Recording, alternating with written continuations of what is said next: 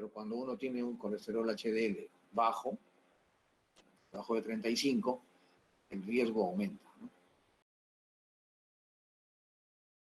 45 es un punto. Entonces, el tener un HDL bajo aumenta el riesgo cardiovascular, como habíamos mencionado en la diapositiva de los factores de riesgo. Entonces ya vamos sumando los valores, tanto de LDL como de HDL.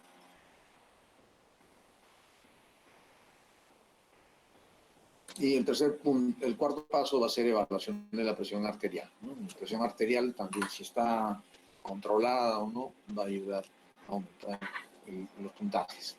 Entonces se tiene tanto la presión arterial diastólica como la sistólica, van a generar puntajes. Va a ser mayor, si tuvieran alguna diferencia entre el puntaje que da la presión diastólica y la presión sistólica, pues se considera el valor más alto para sumado al final. La presencia de diabetes es otro factor importante. Cuando existe diabetes aumenta el riesgo, se va sumando también, ¿no? Y el hecho de fumar. Todos estos puntajes se suman, al final, para tener un puntaje total. Y una vez que se ha sumado, podemos comenzar a ver, ya sea el puntaje obtenido con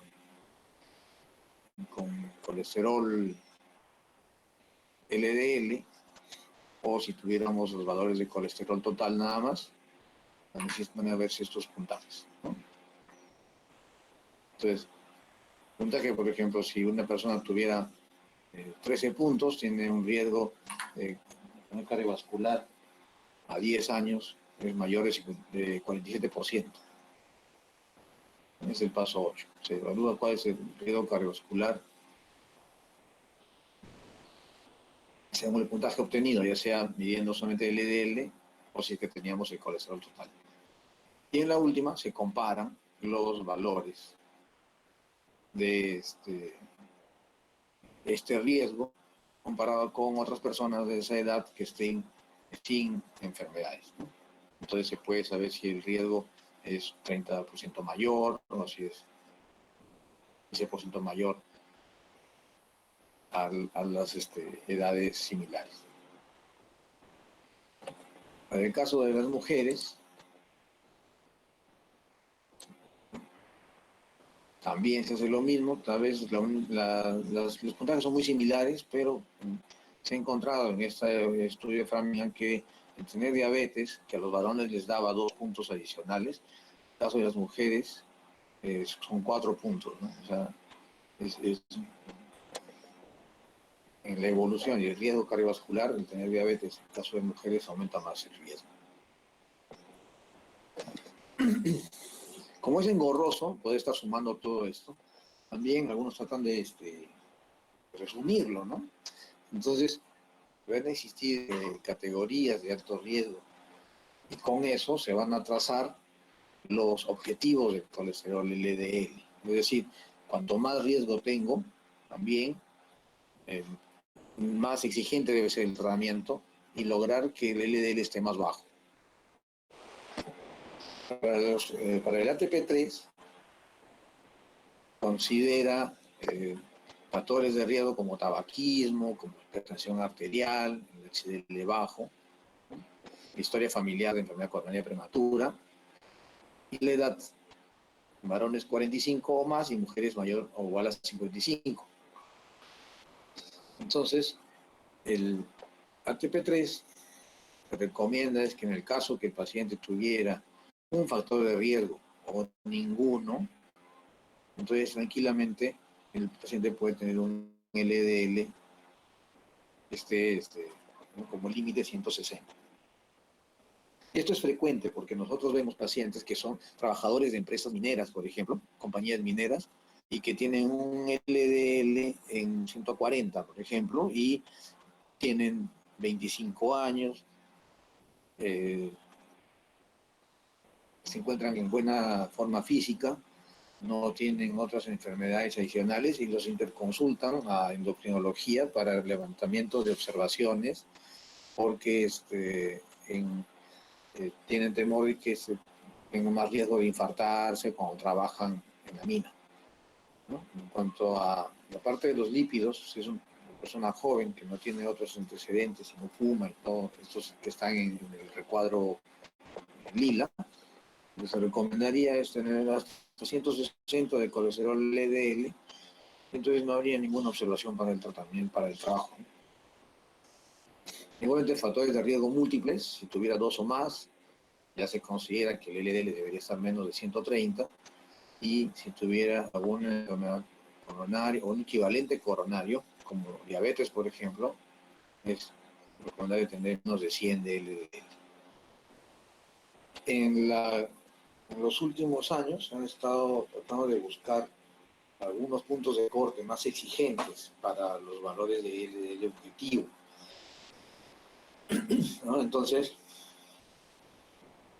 se ha visto que si los pacientes tienen un alto riesgo, muy alto riesgo, por ejemplo, hay un paciente que se ha infartado previamente, o si es que el paciente ha tenido algún evento cerebrovascular, o si es que ya ha tenido una operación de las arterias de los miembros inferiores, por ejemplo, entonces el valor objetivo de LDL es que esté por debajo de 70.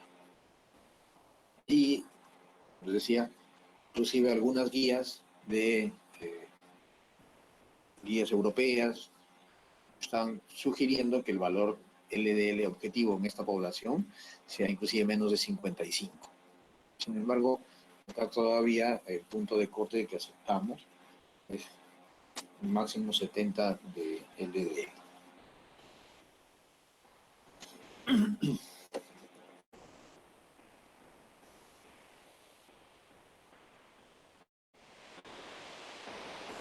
Este cuadro es no solamente para recordar los valores de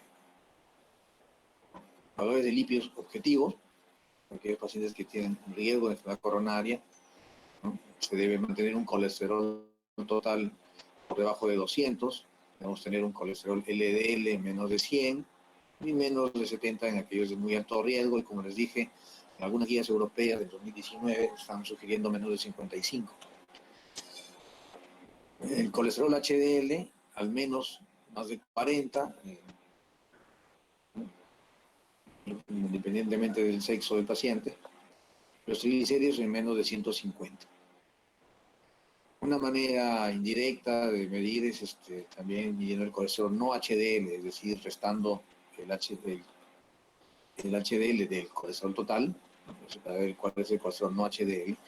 Se recomienda que esto esté por encima, 30 puntos por encima del objetivo del LDL que nos hemos trazado. Pero en general, estos son los objetivos de lípidos de los pacientes que están en riesgo. Menos de 100 de LDL, menos 70 en los de muy alto riesgo.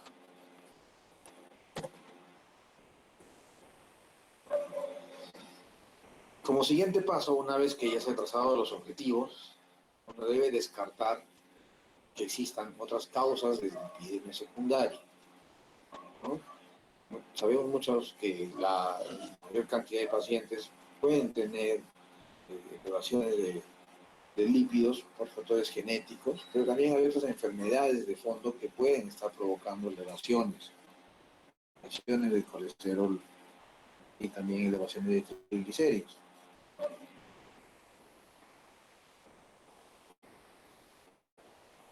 Entre las causas de tener colesterol elevado y LDL alto, vamos a encontrar el hipotiroidismo.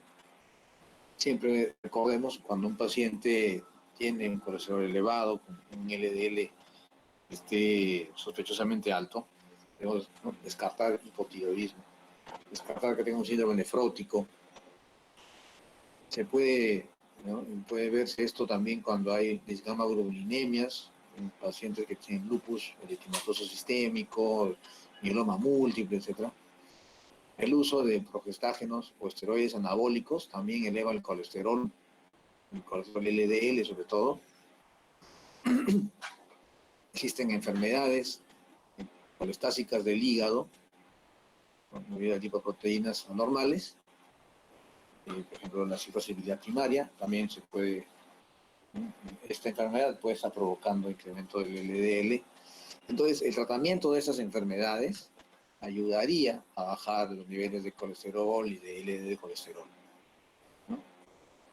En otras palabras, si tuviéramos un paciente hipotiroideo mal controlado, tiene elevado el LDL, lo primero que hay que hacer es tratar el hipotiroidismo y posteriormente a la estabilización de esta enfermedad, evaluar nuevamente cuál es el verdadero valor de LDL o de colesterol total. Les había mencionado que los inhibidores de proteasas actualmente son una causa frecuente de elevaciones de colesterol, también de triglicéridos, ¿no? Y que se ve con frecuencia en los pacientes que están siendo tratados por VIH. ¿No? Antes no se veían porque la expectativa de vida era corta. Sin embargo, actualmente ya la expectativa de vida es mayor y se pueden evaluar las consecuencias a largo plazo. Y causas también que elevan triglicéridos y LDL colesterol, además de la insuficiencia renal crónica, podemos encontrar la diabetes mellitus tipo 2 o la resistencia a la insulina, que puede estar asociada inclusive desde años antes de tener diabetes. La obesidad también genera elevación de triglicéridos, nivel de colesterol, el consumo del alcohol, como mencionaron en la diapositiva del factores de riesgo, ¿no? Excesivo consumo de alcohol también va a generar elevación de triglicéridos. Nuevamente el hipotiroidismo, algunos antihipertensivos como las tiazidas y los betabloqueadores, el uso de corticoides, corticoterapia, o el síndrome de Cushing que hemos visto hace unas semanas, va a generar también esta elevación de triglicéridos, se va a acompañar de ello. Los estrógenos orales, los anticonceptivos orales, el mismo embarazo pueden provocar elevaciones de triglicéridos.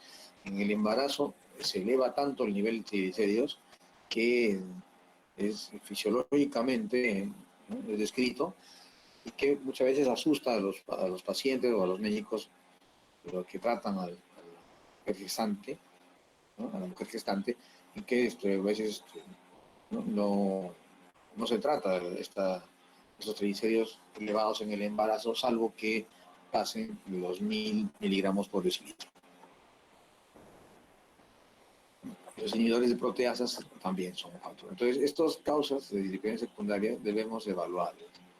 Varias se pueden descartar rápidamente por la historia familiar, por la historia personal del paciente, pero hay otras que requieren algunas pruebas para descartarse, ¿no?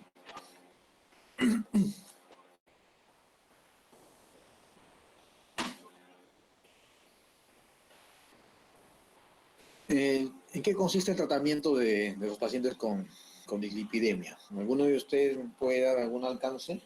¿En qué consiste el tratamiento? ¿Cuáles son los tipos de tratamiento que pueden utilizar? Doctor, Sí, ¿en qué ¿me consiste el escucha? tratamiento?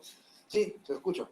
Ok, Te bueno, pregunto, ¿cuál es yo creo que a ver, en primer lugar, una forma no solamente de tratamiento, sino que también para prevención y todo, sería el cambio de estilo de vida del paciente, ¿no?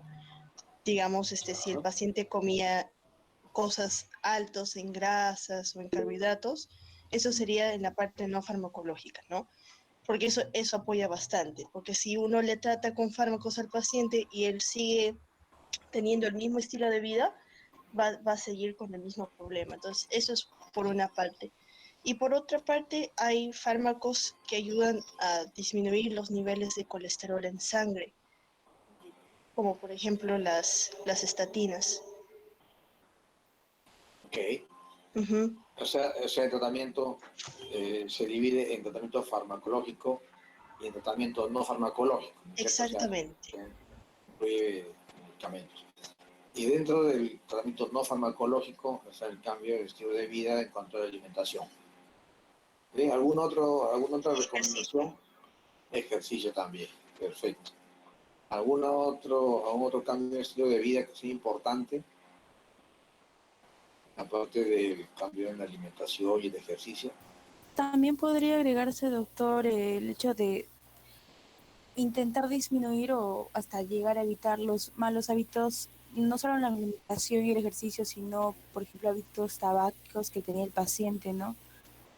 Así es, O alcohólicos también. así es. Todo lo que es el consumo de sustancias que elevan los niveles de lípidos y aumentan el riesgo cardiovascular, como el alcohol y el tabaco, es muy importante. Muchas veces, yo lo digo por experiencia, porque inclusive cuando los alumnos iban al consultorio a hacer prácticas presenciales, se olvidaban muchas veces de consultar o preguntar por el tabaquismo, que es un factor de riesgo muy importante. Ahora entonces, el tratamiento se va a dividir en lo que es tratamiento farmacológico y tratamiento no farmacológico. Y dentro de lo que es el tratamiento no farmacológico están incluidos los cambios en los estilos de vida. El cambio en el estilo de vida va a ser tanto en la alimentación como en el ejercicio. Entonces, lo que uno debe hacer es recomendarle al paciente que realice actividad física, ¿no? Al menos unos 30 minutos por día por unos 5 días a la semana. Pero como les mencioné en la clase de diabetes, cuando uno le recomienda 5 días por semana, el paciente hace 3 o 4. Entonces, lo más fácil es decirle que todos los días haga 30 minutos de actividad física. Ya con eso, si por ahí se olvida alguno, hará sus 5 días, ¿no? Al menos 30 minutos de actividad física por día, por 5 días a la semana, por lo menos. Eso va a permitir quemar unos 200 kilocalorías por día, más o menos. ¿A qué se llama actividad física? Esta actividad física no es que sea actividad leve, sino que es una actividad moderada. La actividad moderada ya implica que el paciente tenga cierta dificultad para articular varias palabras mientras lo realiza, ¿no? Es decir, no es que voy caminando, voy conversando con mi amiga, contándole X cosas, sino de que ya el paciente se comience, ¿no? Le comience a faltar un poco el aire cuando articula varias palabras.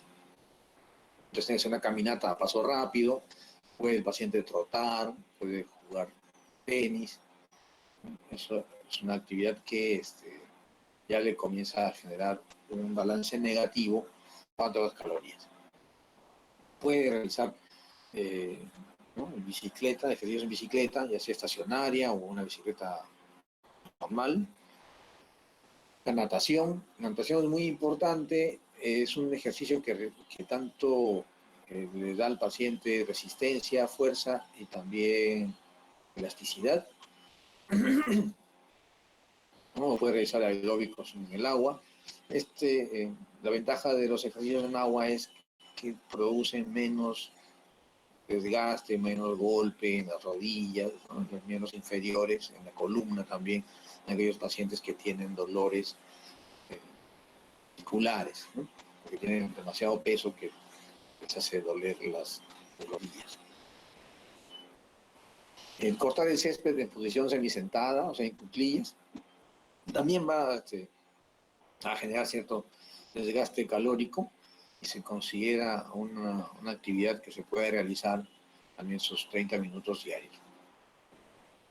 Se pueden realizar estos ejercicios en 30 minutos corridos, si es que el paciente lo tolera, o puede fraccionarse en periodos de 10 minutos. 10 minutos por 3 veces al día van a generar el mismo impacto que hacer los 30 minutos seguidos. Y asimismo puede adicionarse ejercicio muscular, ya sea de pesas, ¿no? Unas 2 veces por semana, sesiones que pueden durar 10, 15, 20 minutos, pueden complementar el ejercicio aeróbico que está desarrollando. Cambio en el estilo de vida, el ejercicio. Y el otro componente del cambio en nuestros estilos de vida es de la dieta. Igualmente, como el tratamiento de la obesidad o de la diabetes, lo que se recomienda es que el consumo de frutas y verduras pues, sea de 5 porciones en total Aunque de frutas, ¿no? Se va a dividir, frutas van a ser tres porciones y verduras dos. Se puede consumir pescado, la carne, la parte de la pulpa, la parte desgrasada, por así decirlo, también es saludable. En cuanto al pescado, la parte oscura que contiene más omega 3, bien ayuda a mejorar el HDL y a disminuir el LDL. Entonces, la parte oscurita del pescado es saludable. Evitar grasas saturadas, grasas trans, evitar los aceites que han sido reutilizados muchas veces, porque ya hay cambio en los enlaces de carbono, entonces ya se saturan más y aumentan el riesgo cardiovascular, ¿no? Entonces, esos cambios deberían realizarse. ¿Y desde qué edad es recomendable tener una alimentación saludable? Pues la Asociación Americana de Endocrinólogos Clínicos recomienda que estos cuidados en la alimentación deberían realizarse desde los 2 años de edad. Es decir, desde que el niño termina su etapa de lactante, pasa a ser ya un infante, y se debería cuidar la alimentación, ¿no? O sea, una vez que ya deja de ser lactante, desde ahí el niño debería estar consumiendo tanto vegetales como la carne baja en grasa y evitar las grasas saturadas. De edades tempranas para tener menos riesgo de obesidad y otras enfermedades metabólicas en el futuro.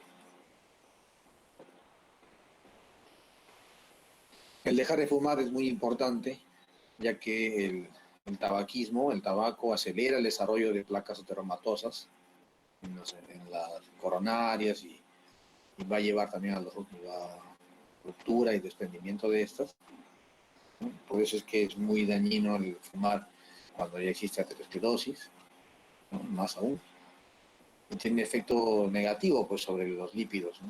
Disminuye el HDL, incrementa el LDL. Pues el dejar de fumar va a ser un paso importantísimo que va a estar incluido dentro de los cambios de estilos de vida del paciente con dislipidemia. Y así como cambios en la alimentación, la actividad física y hábitos, se va a complementar el tratamiento con el uso de fármacos. Pero es fundamental. Un paciente que no hace cambios en los estilos de vida no va a tener una respuesta adecuada al uso de medicamentos. Entre los fármacos, su compañero me mencionó las estatinas, ¿no? Que son los más conocidos, los más utilizados, los que ustedes han escuchado más. Entonces van a haber diversos grupos de medicamentos, no solamente estatinas, vamos a mencionar a fibratos, a los inhibidores de la absorción de colesterol a nivel intestinal, etcétera.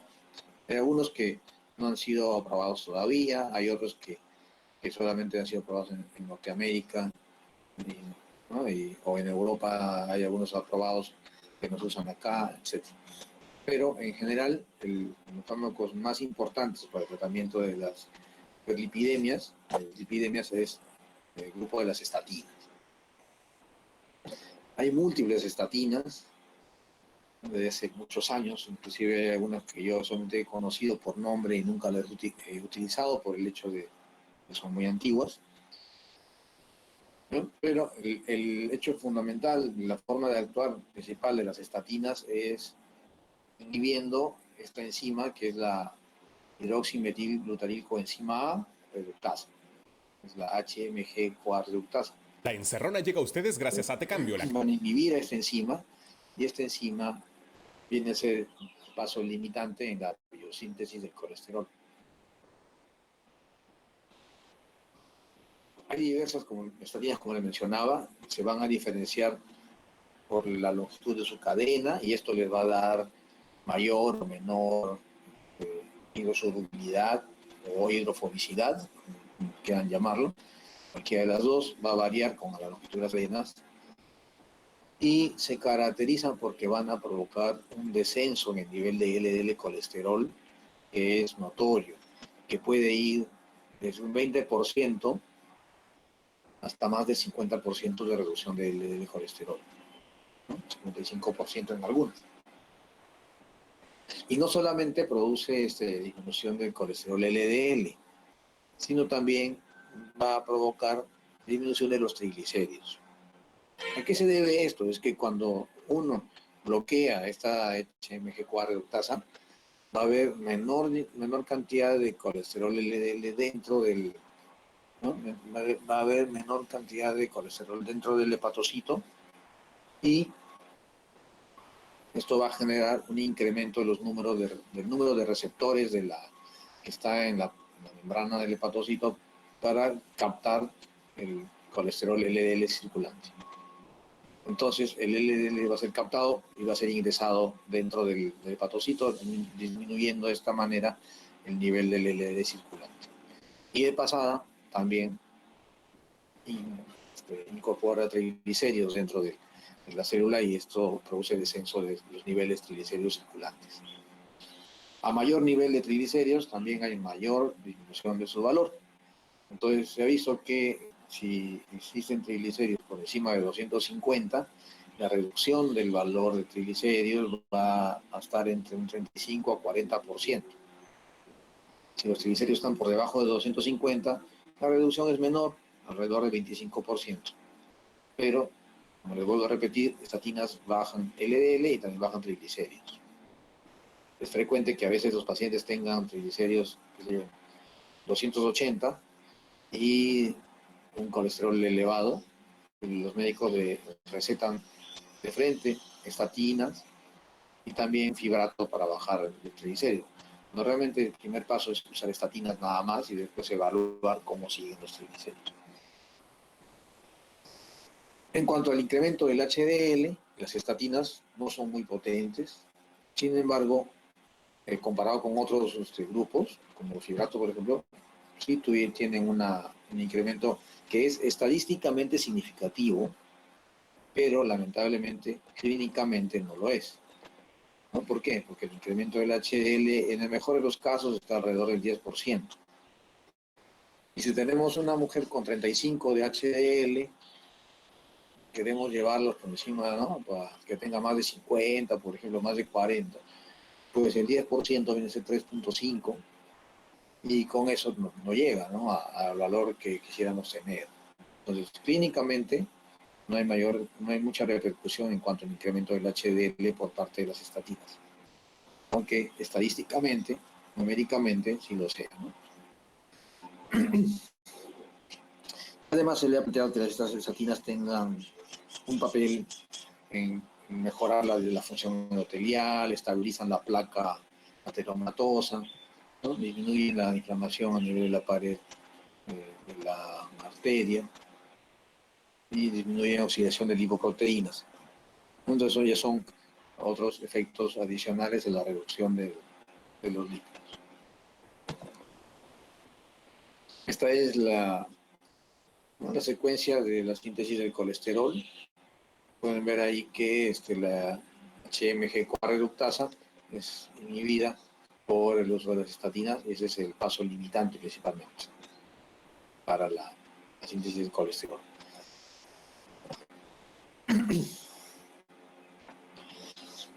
Esta tabla resume los diferentes tipos de medicamentos o suplementos utilizados para el tratamiento del colesterol. Tienen estatinas, fibratos, ácido nicotínico, etc.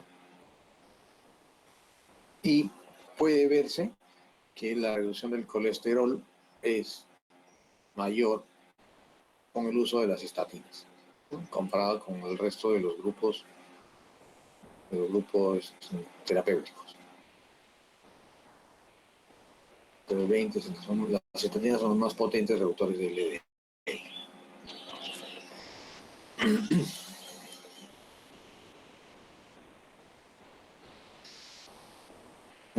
Van a haber efectos adversos en cuanto al tratamiento con estatinas. La mayoría, gracias a Dios, no son clínicamente importantes. Clínicamente importantes puede verse, por ejemplo, en la miopatía, pero ocurre en menos del 1% de los pacientes que toman esto. En algunos casos, esta miopatía puede ser más severa, puede llegar a rhabdomiolisis, ¿no? Y con esto provocar mioglobinuria y falla renal. Pero lo que se ha visto es que esta rhabdomiolisis ocurre aproximadamente en 1 a 3 casos por cada 100.000 pacientes por año, lo cual es algo bajo. Sin embargo, tiene que estar siempre, ¿no?, tener en cuenta eso. Los pacientes deben estar atentos de rhabdomiolisis, como el dolor muscular asociado con orina oscura, ¿no?, producto de la mioglobinuria. ¿Qué debemos hacer cuando el paciente toma estatinas y tiene mialgias? Entonces hay que descartar que esté teniendo miopatía, que esté teniendo una inflamación a nivel muscular.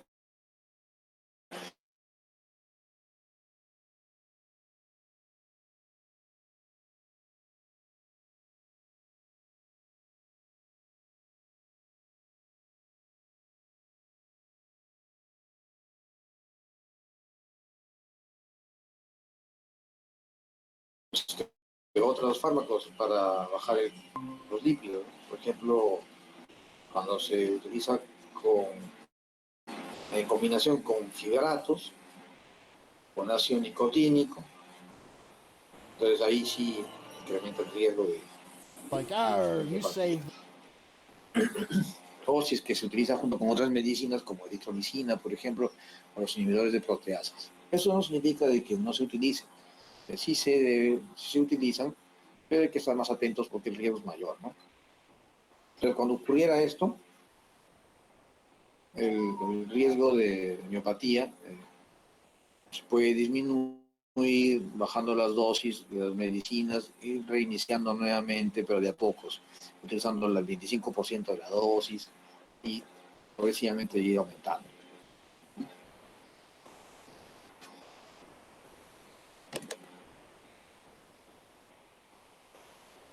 También puede verse incremento de las transaminasas con el uso de las estatinas.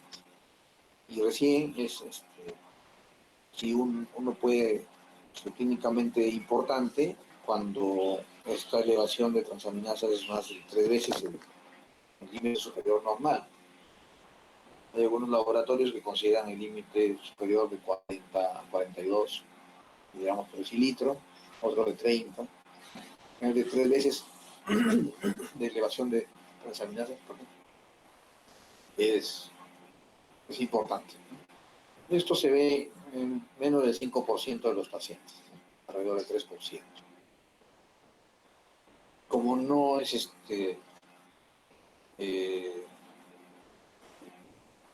con frecuencia importante, tampoco está indicado el estar tomándole transaminasas a los pacientes cada evaluación, cada visita que realicen al médico, ¿no? Entonces, no está indicado el monitoreo de rutina de transaminasas. Y es más, muchos pacientes que tienen hígado graso pueden tener elevación de TGP, de transaminasas, mejor dicho.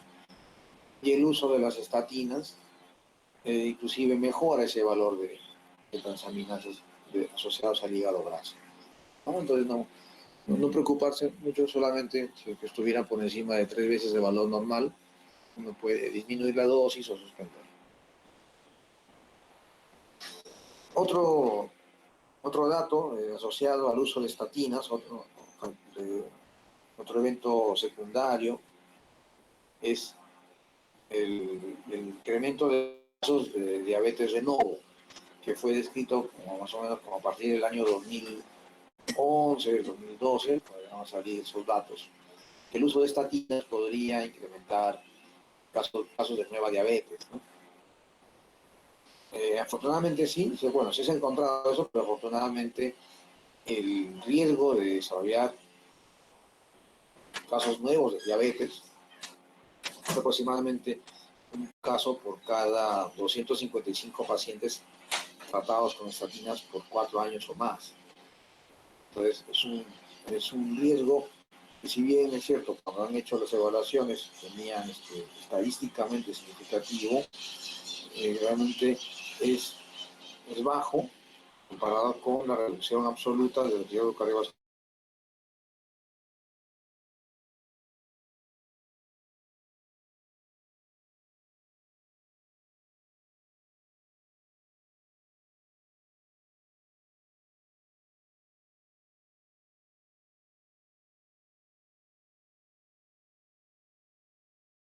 El riesgo de tratamiento de dislipidemia.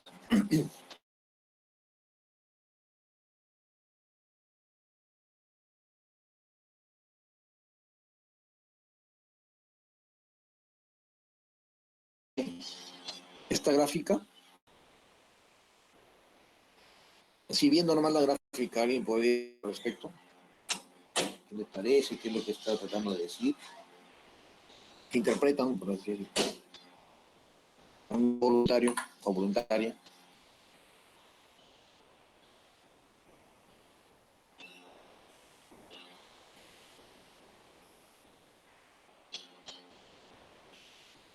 ¿No?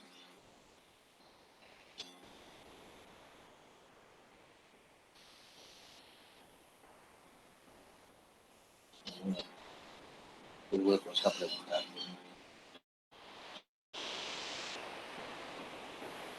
A ver, la delegada Gabriela. Sí, doctor, yo no entendí muy bien. ¿Cómo interpretarías este gráfico? Lo que yo entendí hasta ahora es que Au. LDL y ahí es que pero no entendí otra variable. No te entiendo bien. Escucha mucha This bulla. video was Sí, tercero.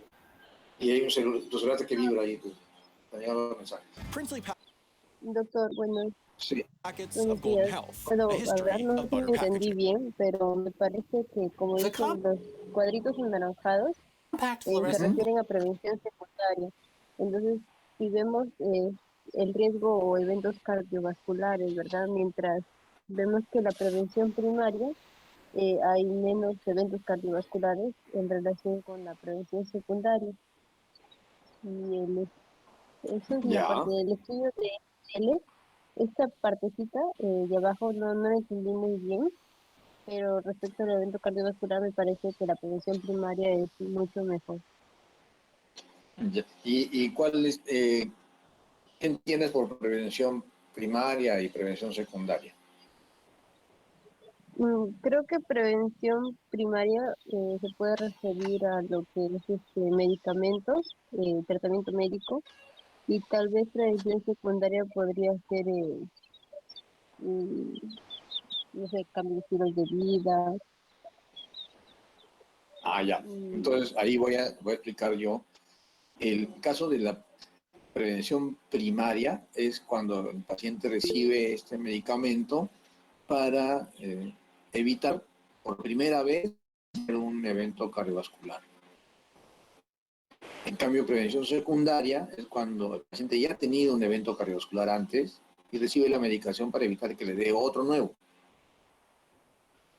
¿no? Es por eso que, obviamente, el paciente que tiene ya un evento cardiovascular o una enfermedad coronaria previa, tiene más riesgo de tener otro más. Por eso es que los cuadraditos naranjas, que son los de prevención secundaria, hay más porcentaje de eventos de la coronaria, ¿no es cierto? Porque ya, obviamente, un paciente que se ha infartado antes tiene el riesgo de infartarse nuevamente, más que una persona que nunca ha tenido le dé su primer infarto. O sea, el riesgo es mayor. Por eso es que los niveles de porcentaje, dice ahí, con pacientes con enfermedad coronaria, ¿no?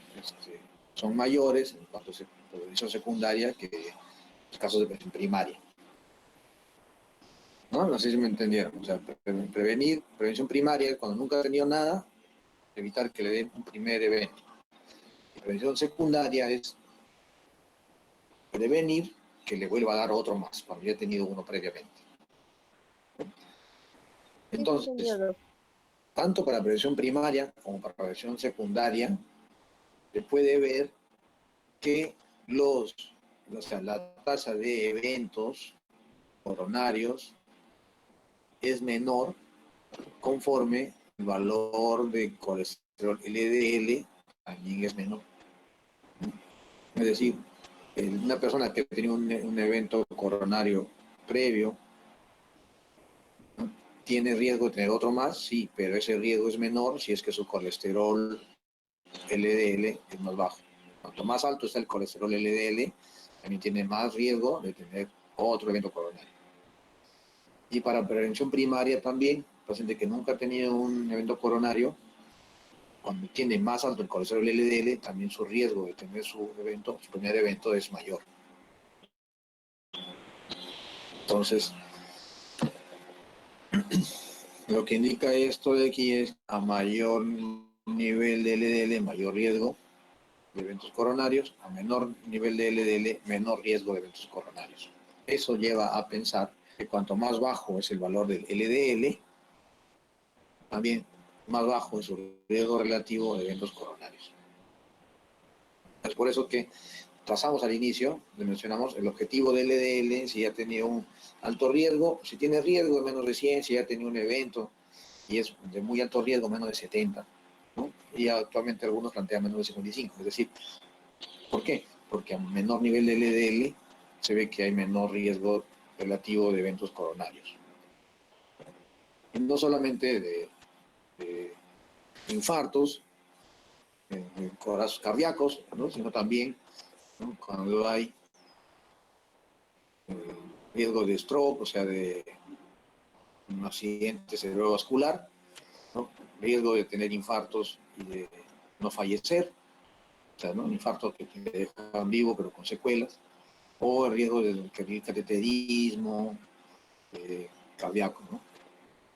Entonces, acá, por ejemplo, se puede evaluar un resultado de estudios utilizando esta pravastatina, que es una estatina antigua, hay disminución del riesgo relativo, tanto de infartos cerebrales, infartos cardíacos o el uso de cateterismo, reducción de ese riesgo comparado con aquellos pacientes que no lo recibían.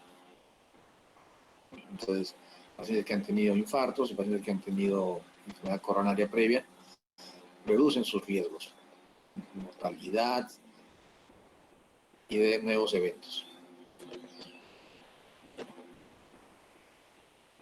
Este estudio del ASCOT es usando atorvastatina comparado con placebo. En esta gráfica se puede ver que conforme pasa el tiempo, la mortalidad, perdón, la incidencia de casos acumulados, de infartos no fatales y de enfermedad coronaria fatal es menor en el grupo que recibe atorvastatina. Y como pueden ver aquí, un seguimiento de 3 años y medio.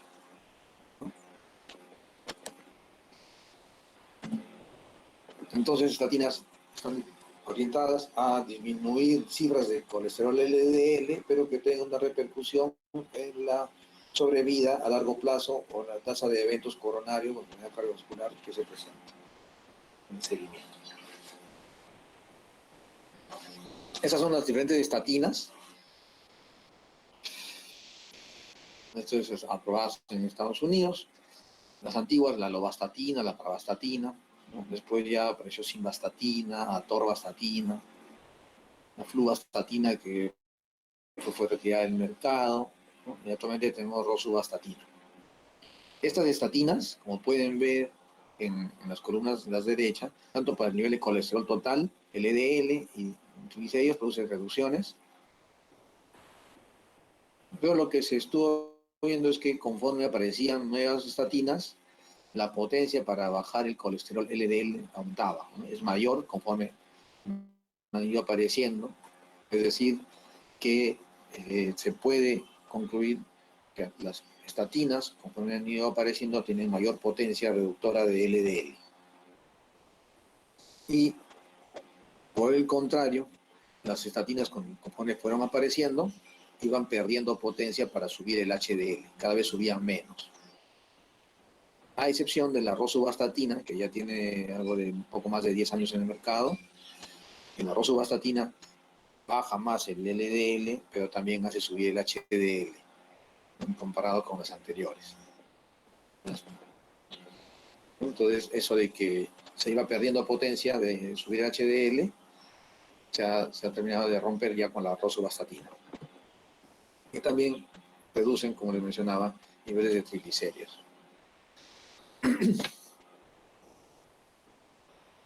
Un tratamiento con estatinas se considera que es de alta intensidad cuando la dosis que se utiliza logra bajar el 50% o más del colesterol LDL. Y se considera de moderada intensidad si es que la reducción que se logra es de 30 a 50% del LDL colesterol. Eso es para mencionar porque la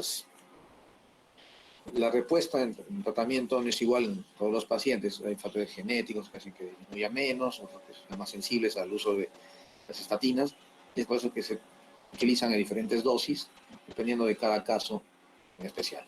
Y también dependiendo del objetivo de LDL que quieras llevar. Las más usadas, las nuevas que tenemos aquí en el mercado, la simvastatina, la atorvastatina y la rosuvastatina, se eliminan por vía hepática, vía biliar. No necesitan corregir la dosis para insuficiencia renal. Cuando el paciente tiene insuficiencia renal, la dosis se sigue usando igual, solo que hay que tener cuidado con la miopatía y la rhabdomyolysis. Se pueden diferenciar en cuanto al que el metabolismo de la simvastatina y la atorvastatina es diferente a nivel del hígado comparado con la rosuvastatina, ¿no?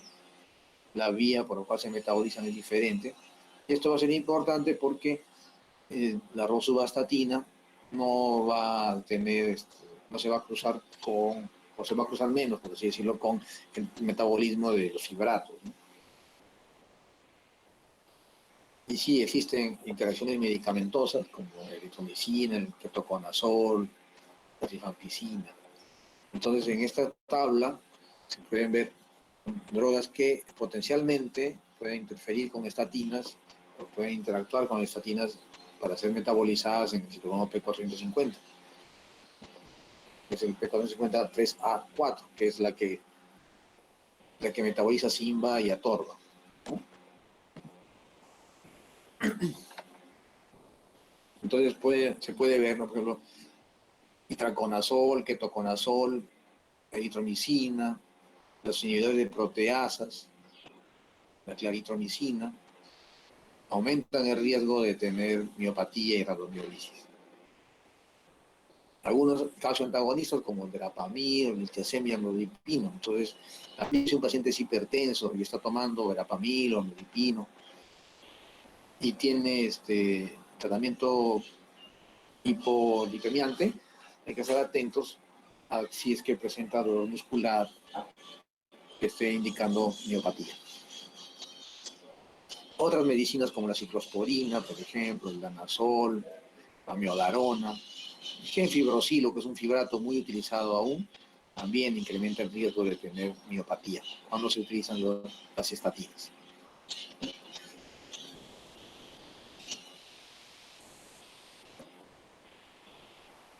Existe una estatina, que es la pitavastatina, que como no ha sido aprobada por la FDA, entonces no aparece en la mayoría de los libros. Pero es una estatina que sí está aprobada por la Sociedad Europea y en el Asia. Entonces es una estatina que tiene poca interacción medicamentosa. Acá sí estaban comercializando en algunas farmacias, pero es más difícil de encontrarla. Y esta pitavastatina también tiene un mejor perfil sobre el incremento de las glucosas que les mencioné dentro de los efectos secundarios, comparado inclusive con rosuvastatina. O sea, tiene un efecto para reducir el LDL colesterol, ¿no? Tiene un buen efecto para aumentar el HDL alrededor del 10 al 12%, y disminución del colesterol total, también los triglicéridos, ¿no? Entonces, es una buena indicación. Esperemos que ya la FDA le dé el visto bueno para que pueda aumentar su comercialización aquí en el mercado.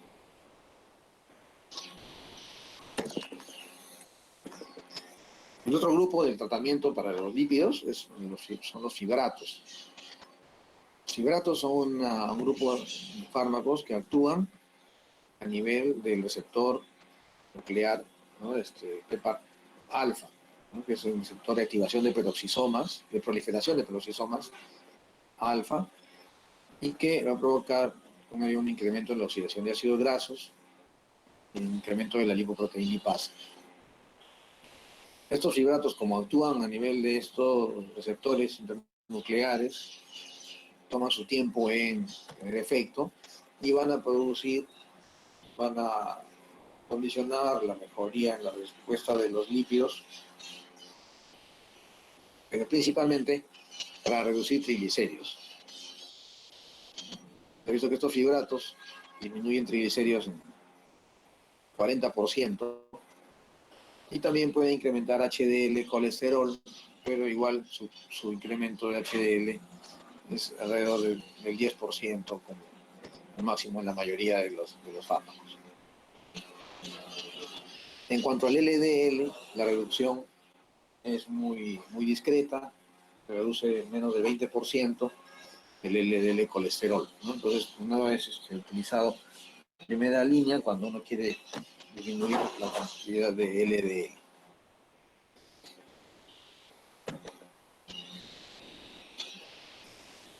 Los efectos secundarios de los fibratos son comúnmente gastrointestinales, puede tener dispepsia, puede ser gastrointestinal, escofado abdominal, meteorismo.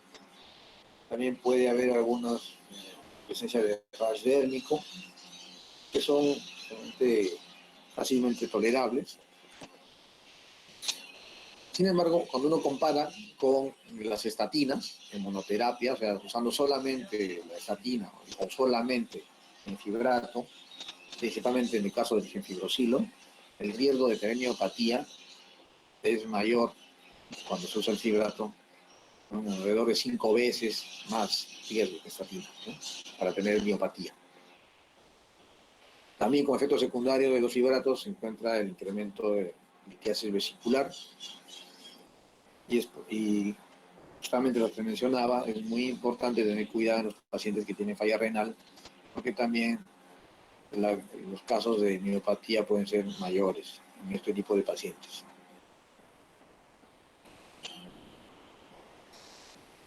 Al igual que las estatinas, han sido evaluados en estudios de prevención de eventos coronarios, tanto de prevención primaria como prevención secundaria, y se ha visto que en ambos casos también estos fibratos reducen la tasa de eventos coronarios, ¿no? Tanto fatales como no fatales. Entonces, también tiene un punto a favor en cuanto a su utilización en pacientes de riesgo.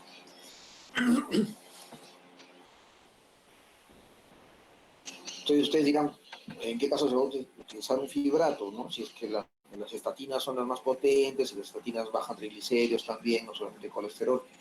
Entonces, los fibratos se pueden utilizar cuando existe una cifra de triglicéridos mayor de 500, digamos, por decilitro, que es una hipertriglicemia severa. Y también se puede utilizar cuando los triglicéridos están por encima de 200, además de tener un colesterol HDL por debajo de 40. Entonces, ya si solamente triglicérido puro, más de 500, o si es que el triglicérido está más de 200, pero acompañado de HDL bajo, ¿no? Entonces, ahí ya tiene indicación de usar fibratos. Inclusive en un estudio que se estudió ACORD, evaluó y recomendó, en el caso de que los HDL estuvieran por debajo de 35, ¿no? Podía utilizarse fibratos para disminuir el riesgo de eventos cardiovasculares. Pero en líneas generales, HDL bajo con triglicéridos más de 200 se puede utilizar. Los más utilizados aquí en el país, de los fibratos, tenemos el genfibrosilo, es el único fibrato que tenemos en salud. Siempre tener en cuenta su interacción con warfarina, con estatinas. La dosis generalmente de 600 miligramos se va subiendo hasta un tope de 1200. En algunos casos raros se usa un poco más. pero esa es la dosis general, ¿no? Los eventos adversos son similares en todos los fibratos. Muy usado también, aunque no hay en salud, pero sí encuentran en las farmacias particulares y se utiliza con bastante frecuencia, sobre todo porque ya es, primero, más potente y segundo, porque se usa una sola dosis por día, es el ciprofibrato, que lo conocen como itopipen, un nombre más utilizado. El ciprofibrato también va a interactuar con la warfarina, tiene menos interacción con estatinas que el gemfibrozil.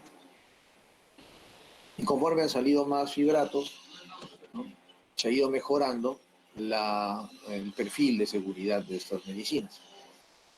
Fenofibrato es otro, ¿no?, otro fibrato que apareció posteriormente. Este fenofibrato ya se caracteriza porque es un profármaco, después se va a convertir ya en la molécula activa y que se utiliza en una dosis de 350 a 200 miligramos por día, una vez también al día, pero tiene menor interacción con las estatinas comparadas con las anteriores. Todavía interactúa con warfarina, pero tiene aparte un efecto favorable que es el de disminuir la progresión de la retinopatía diabética, ¿no?, de preproliferativa hacia proliferativa. Es una menor progresión y entonces puede utilizarse con más beneficio en aquellos pacientes diabéticos que tienen hipertrigliceridemia, debido a que ayuda a disminuir esa progresión de retinopatía. Hay otros como el besafibrato, por ejemplo, que también se parece mucho al fenofibrato, que ya no lo he colocado aquí en la diapositiva, pero que también tiene efectos favorables.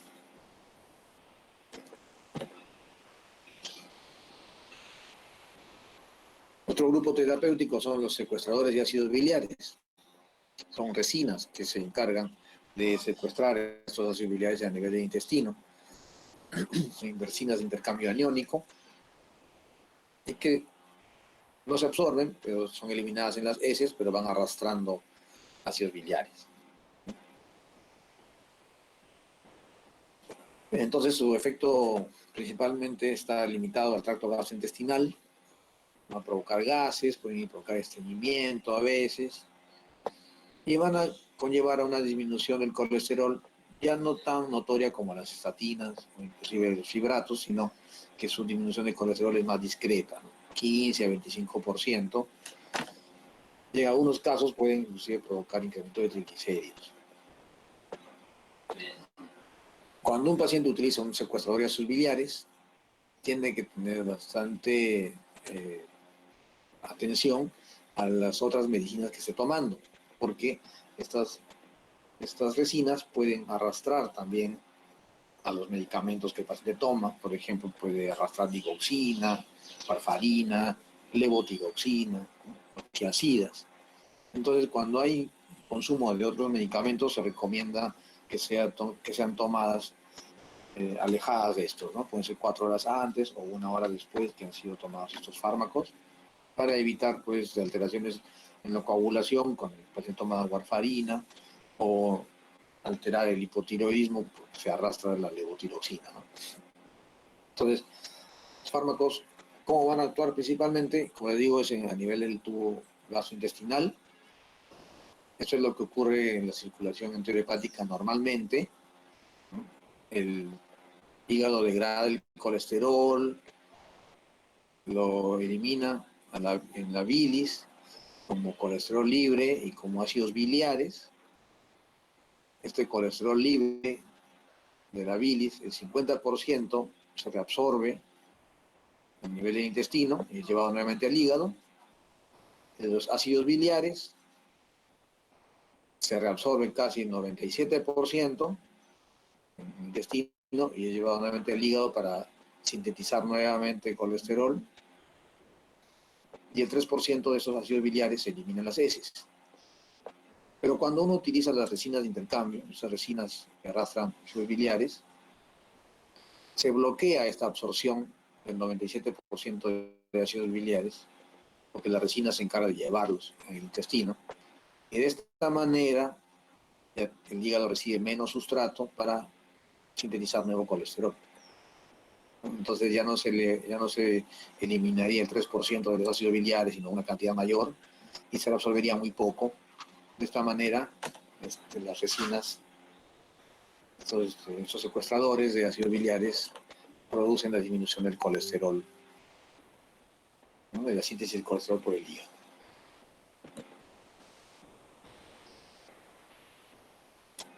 Otro grupo de fármacos para tratar la hipercolesterolemia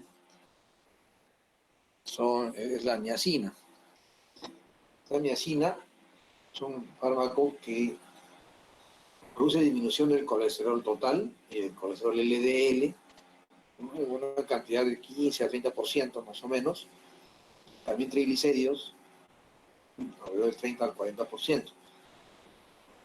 Sin embargo, la niacina se caracterizaba porque eleva el colesterol HDL en mayor porcentaje que las otras familias terapéuticas, ¿no?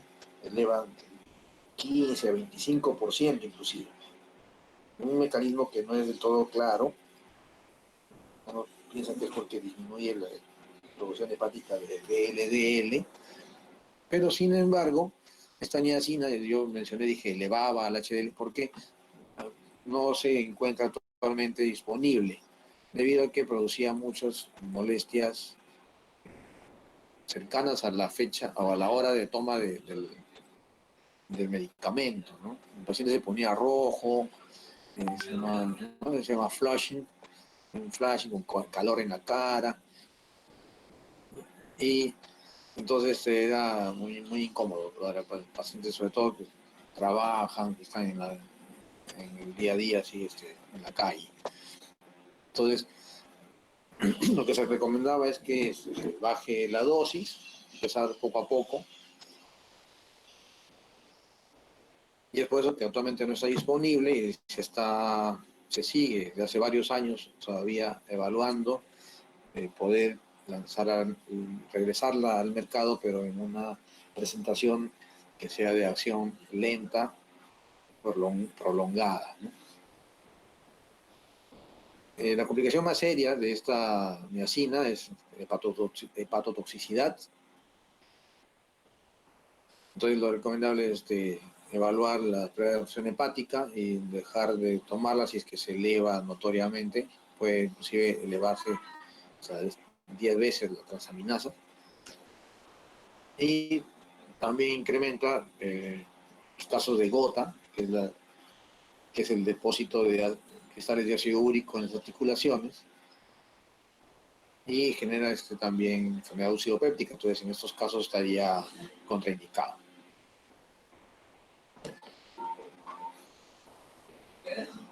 Otro grupo farmacológico bien utilizado son los inhibidores de la absorción de colesterol.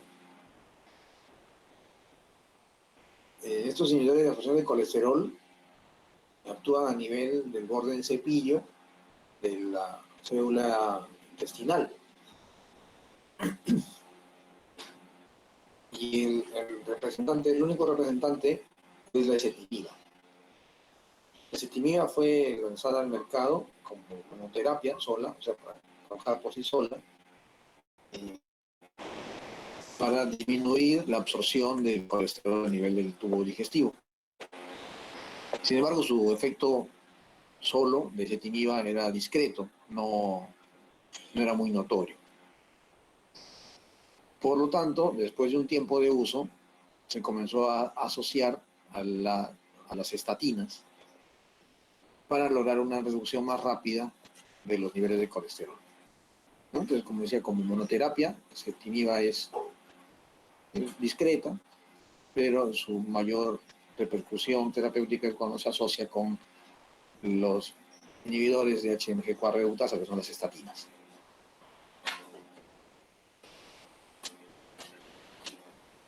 Entonces, ¿en quiénes son más útiles? En aquellos pacientes, por ejemplo, que no pueden utilizar dosis más altas de estatina porque ya tienen mialgias, ¿no? O porque interactúa con otros fármacos. Entonces, se puede asociar ezetimiba al uso de dosis bajas de estatinas para lograr efectos mayores. Bueno, entonces, ezetimiba bloquea la formación del colesterol a nivel del borde del cepillo. Entonces, la cantidad de kilomicrones que llegan al hígado es menor, y cuando se asocia a la simvastatina, también menor producción de colesterol, y esto lleva a una menor cifra o a una reducción de los niveles de colesterol circulante.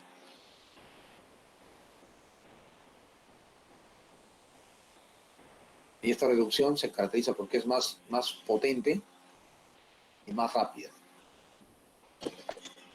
Entonces, por ejemplo, aquí tienen efectos ya no a largo plazo, sino en cuestión de 8 semanas de tratamiento, son dos meses de tratamiento. El nivel de colesterol LDL el porcentaje de reducción de colesterol LDL es mayor en aquellos pacientes que estaban usando estatinas, que se le agregó ezetimiba, comparado con el grupo que solamente se quedó con estatina, ¿no? Igual la elevación del HDL, la reducción de los triglicéridos es mayor en aquellos pacientes que usan ezetimiba con estatina.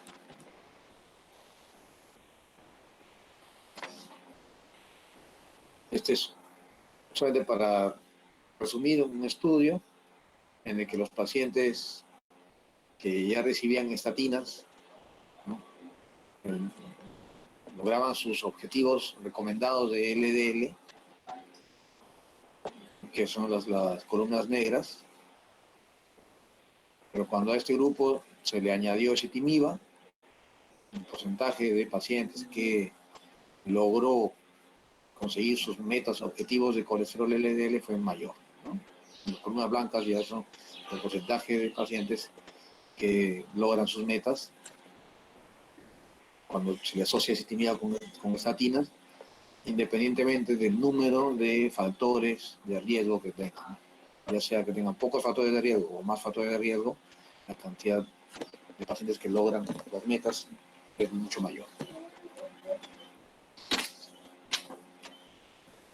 Este es un estudio para evaluar la reducción de eventos cardiovasculares utilizando la combinación, ¿no? Así, las compañías farmacéuticas actualmente ya no venden ezetimiba sola con estatinas. Bueno, estatinas solas sí, pero actualmente las compañías farmacéuticas están vendiendo en una sola pastilla la combinación de ezetimiba con estatinas, ¿no? En este caso, la ezetimiba con simvastatina, en el nombre comercial de Vytorin. Entonces, este estudio comparó la reducción de resultados cardiovasculares utilizando Vytorin, que es la combinación en una sola pastilla. Entonces, se ve que con el tratamiento hay reducción de eventos primarios, o también secundarios como tasa de infarto, o de enfermedad cerebrovascular, o enfermedad coronaria. La reducción utilizando la combinación es mayor que solamente utilizando simvastatina.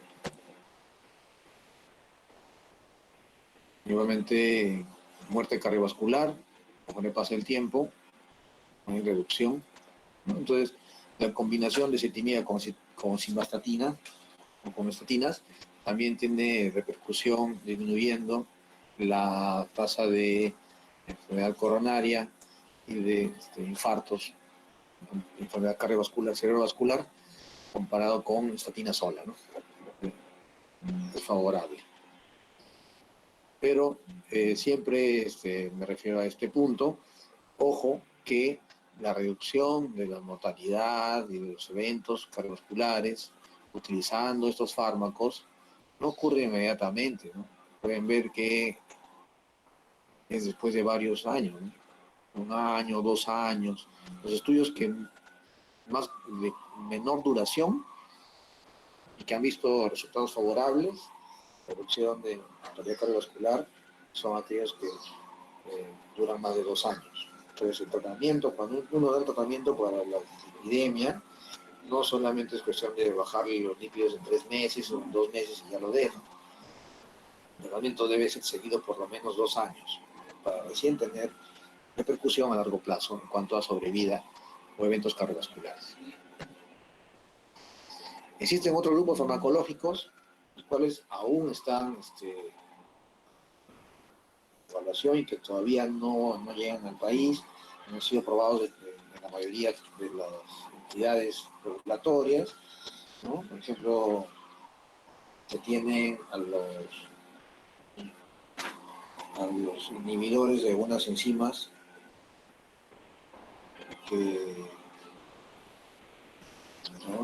intervienen en el metabolismo de los lípidos, ¿no? Por ejemplo, los inhibidores de las convertasas de proteínas, el zinc, que son las PCSK9 inhibidores, o también algunos otros medicamentos como los que son inhibidores de las proteínas de transferencia de estrés de colesterol, como la torcetrapina y la ezetapivir, que mostraban también datos muy importantes para la elevación de colesterol HDL, pero es que aún son evaluados por centros regulatorios debido a que tienen efectos secundarios que van apareciendo en los estudios de fase 3, fase 4. Entonces, todavía no se puede cumplir con ellos, pero que en el futuro podría ser una alternativa para asociarse con esta química. Bien. Entonces, a ver si tienen alguna pregunta al respecto de esta clase. Doc, ¿Sí? eh, con respecto a cuando se refiere al colesterol total y habla de colesterol LDL y HDL, VLDL, cuando hablamos de colesterol total, ¿qué cosas están incluidas? O sea, ¿qué se suman en el colesterol total? El colesterol total incluye tanto LDL, VLDL, HDL, ApoB, ¿no? La lipoproteína A. O sea, ya tiene otras moléculas que están incluidas, pero que no se miden directamente. Por eso es que en algún momento puse en una diapositiva, ¿no?, que el colesterol no HDL, ¿no?, y ahí se restaba el colesterol total, restabas el HDL y te quedaba todo el resto, la LDL, VDL, y los otros que no se miden habitualmente, como la LPA y la ApoB. Chévere, Doc. Otra cosa más. Con respecto a una de las cosas que en el tratamiento no farmacológico es acerca de fumar, pero en ese punto podría ser permitido para los pacientes el uso de los cigarros electrónicos, por ejemplo. No, el cigarro electrónico también también produce incremento de riesgo cardiovascular, ¿no? Entonces, ya actualmente se está dejando ya el uso de este cigarro electrónico porque de todas maneras tiene contenido de nicotina, y por más que sea menor que el tabaco habitual, pero igual va de la mano con eventos cardiovasculares. Entonces ya últimamente, me parece que hace unos últimos 3 años ya inclusive se está desaconsejando el uso de los cigarrillos electrónicos.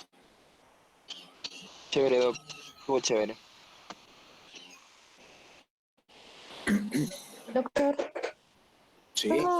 tengo una pregunta. Al inicio, cuando usted mencionó del tratamiento farmacológico y no farmacológico, si nosotros diagnosticamos a un paciente, bueno, que tiene dislipidemia, ah, se le podría dar como la primera opción, darle solo no farmacológico y no utilizar ninguna estatina, fibrato, ni nada.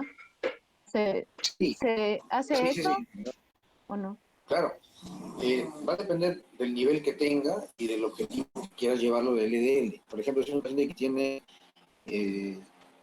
un poco alto nada más, digamos 120 de LDL, que no hacía dieta, primera vez que se entera, que es sedentario. Entonces se le recomienda el cambio de estilo de vida Y si es, por ejemplo, si su meta de LDL está en 100, puede, ¿no?, ser reevaluado en 3 meses y ver si es que eso mejoró. Pero si es, por ejemplo, un paciente que tiene 140 y es diabético o ha tenido un infarto, y ya tu meta es tener menos de 70, ¿no?, con infartos previos, menos de 70 tu objetivo, entonces ahí ya es mucho más difícil poder bajar el nivel del LDL solamente con la dieta. Recuerda que mencionaba que puedes hacer ejercicio, cuidar la alimentación, pero ya vas a requerir de un fármaco que sea más potente. Ya el paciente ya es de más riesgo, ¿no? Entonces ahí se puede, de arranque, ya utilizar una estatina más el cuidado de la alimentación y el ejercicio. Generalmente, una vez que empiezas el tratamiento, el control lo haces a los 3 meses para ver un efecto ya más pleno tanto del medicamento como del cambio de estilo de vida. No, no es inmediato, no es al mes, ¿no? El control debe hacerse en 3 meses. Gracias, doctor. No, de nada.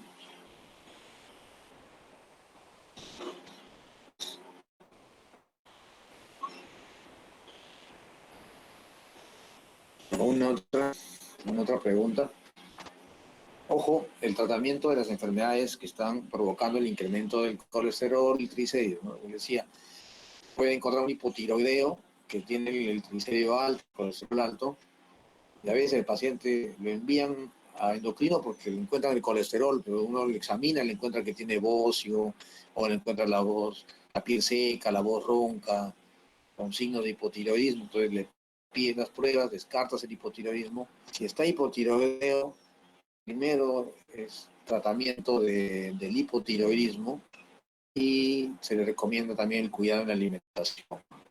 Y una vez que ya se normaliza la función tiroidea o los niveles de hormona tiroidea con el tratamiento, se le pide su control para ver cómo está su verdadero valor de colesterol y triglicéridos. Porque en algunos casos es frecuente que ya llegan al consultorio como tratamiento iniciado.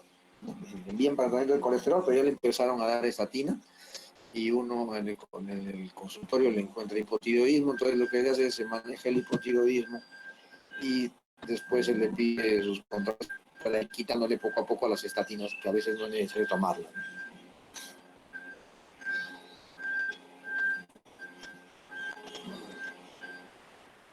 ¿Alguna consulta más?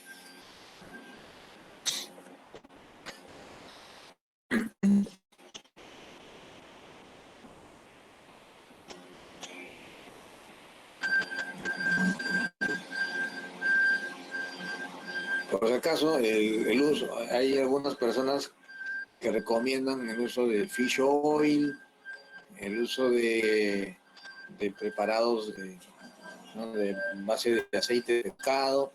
Eso no ha demostrado, ya hace unos años, no ha demostrado mejoría en si bien puede mejorar el nivel del HDL, bajar el LDL ligeramente, no ha mostrado ninguna repercusión en cuanto a mejoría del salud cardiovascular.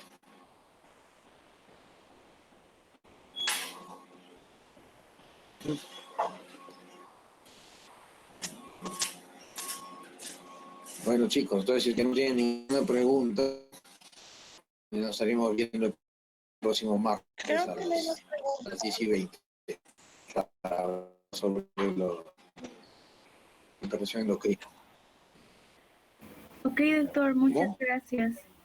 Está bien, doctor. Muchas gracias. Chévere, Doc, gracias, ¿eh? Ok. No, gracias, cuídense. Gracias, doctor. Hasta luego, cuídense. Hasta luego, doctor. Hasta luego.